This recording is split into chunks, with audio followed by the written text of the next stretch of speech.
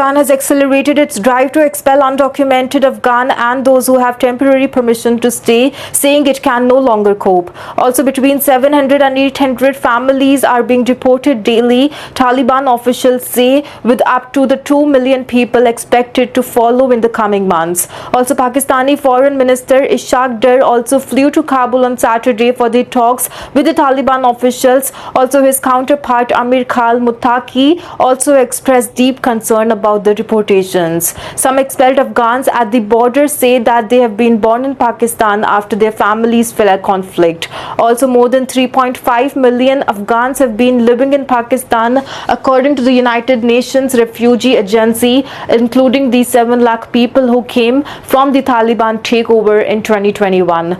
The United Nations estimates that half are undocumented. Pakistan has taken the Afghans through decades of war, but the government says the high number of refugees now poses risk to the national security and causes the pressure on the public services. Pakistan ordered Afghan asylum seekers out. Also, Afghans hiding in the Pakistan live in fear. Also, there have been recent spike in the border clashes between the security forces of the both sides.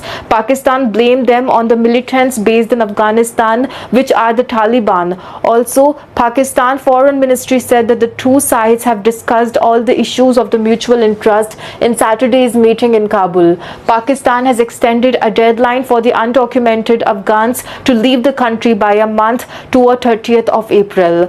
On the Torkham border crossing, some expelled Afghans told the BBC that they left Afghanistan decades ago or had never lived there. I lived my whole life in Pakistan, said Sayyid Rahman, a second-generation refugee born and raised in Pakistan. I got married there. What I'm supposed to do now? Saleh, a father of 3 daughters, worried what life under Taliban rule will mean to them. His daughters attended school in Pakistan's Punjab province, but in Afghanistan, girls over the age of 12 are barred from doing so. I want my children to study. I don't want their years in school to go waste, he said. Everyone has the right to education.